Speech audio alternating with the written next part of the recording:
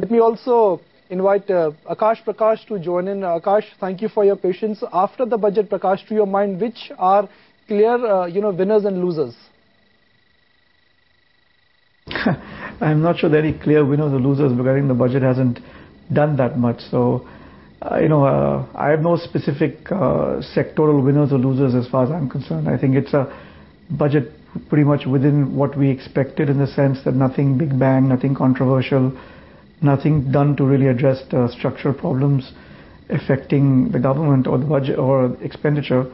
But frankly, I didn't expect them to be able to do much on those long pending reforms because of the lack of political space that they have. So as Mr. Parekh said, I think the worst case scenario did not happen. He did not go back to 1980 style budget making and hike corporate taxes or bring in wealth duty or raise capital gains on tax on shares, etc. But he has not done any of the stuff which at some stage we're going to have to bite the bullet and do, which is either raise urea prices or raise diesel prices and stuff like that. As I said, I didn't expect him to do any of that thing, but I don't think he has the political space to do it. So I think it's a budget which has no real obvious winners or losers. Maybe you could argue the diesel engine companies will do okay because there's no specific tax on diesel, I think, car vehicles. But I think it's a budget which will keep the market in this broad trading zone. It's not going to be enough to take the market into a new zone up or bring it down to a new level on the way down either. Akash, were you able to hear Shankar clearly? Do you want to react to his comments that in a tough environment, if India has managed to reduce their debt to GDP ratio, that's rather commendable?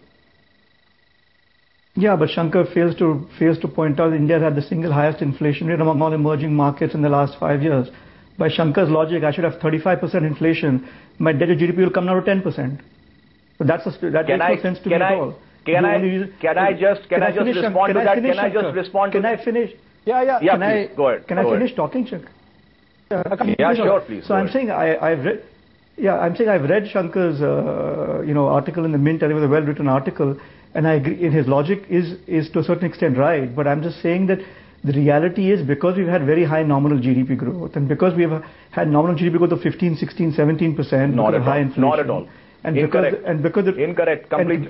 And because the reserve. Completely incorrect. Shankar, can I say what I want to say, please? Without you interrupting. Yeah, please go ahead. And because we've kept a gap between interest rates and nominal GDP, that's why debt to GDP ratio has come down. So Shankar is right, the debt to GDP ratio has come down, and it's an achievement. But I think it's come down in the wrong way. My view is that the reason why everyone is focused on the fiscal deficit, I think, is two reasons. One is that if we want to get back to a high rate of growth, we need to increase our investment rate. The reason why investment rate has come down is also because our savings rate has come down. And the big delta on the savings rate is because of the increase in revenue deficit and fiscal deficit of the center, and because of poor financing of the railways. The entire delta on savings or investment dropping about 500 basis points is almost entirely because of reduction in government savings. So everyone is focused on the fiscal deficit, because if you want to increase investment, you need to get your savings up again. And the most likely way of doing so is through reducing the fiscal deficit and revenue deficit, number one. And number two, improving the investment environment to allow savings. If you improve the investment environment without raising savings, and you try to increase savings without increase investment without boosting our own domestic savings rate, we're going to run the risk of a significant current account deficit. So I agree with Shankar. We brought our public debt to GDP number down, and he's very right to say that. And it is a positive. It makes it very unlikely that we'll go down the way of Greece. I also think, but that's not to give the government a pat on the back for having very high nominal GDP, which is largely partly linked to very high inflation rates. If you look at our inflation rates, we've had almost 10% inflation last 2 years.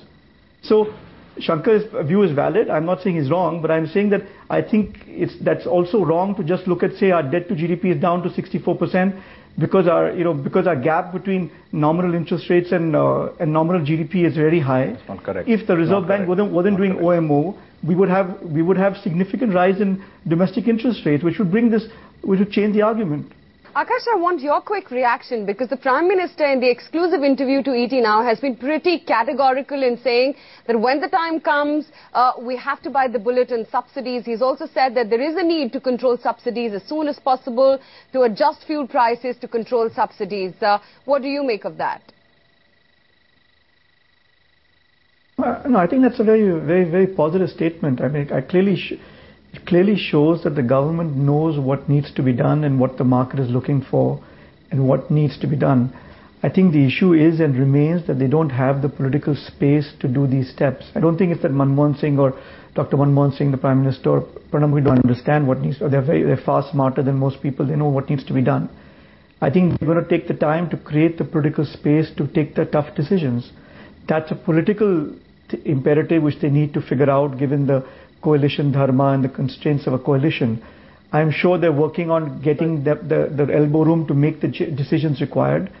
I think they will do it. But this is really political.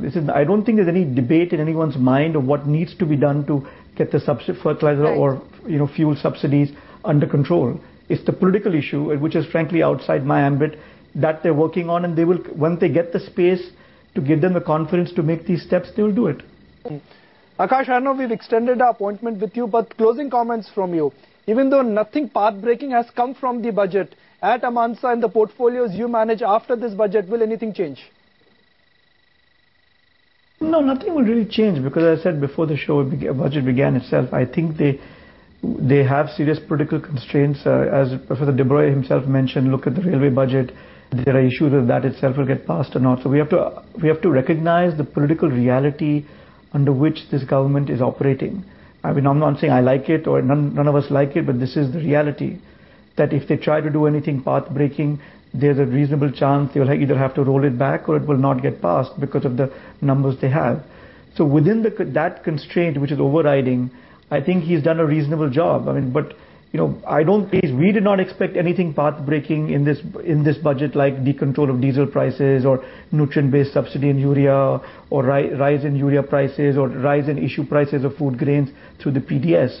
The one thing I'll say which is disappointing is on the food security bill, he seems to have rolled out a cash-based transfer mechanism for that. I think the idea of a new PDS system being created for using Aadhaar seems to me to indicate that they will not go down the cash-based transfer route for food security, which to me is a disappointment because I think that's a much better way of distributing and creating food security by giving actual cash-based targeted cash transfers, as opposed to trying to create the machinery to actually distribute rice and wheat to 50-60 million families all over India.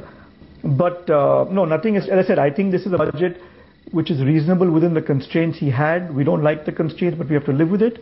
I don't think it's enough to break the market out into a new zone on the upside. Neither will it cause the market to collapse on the way down.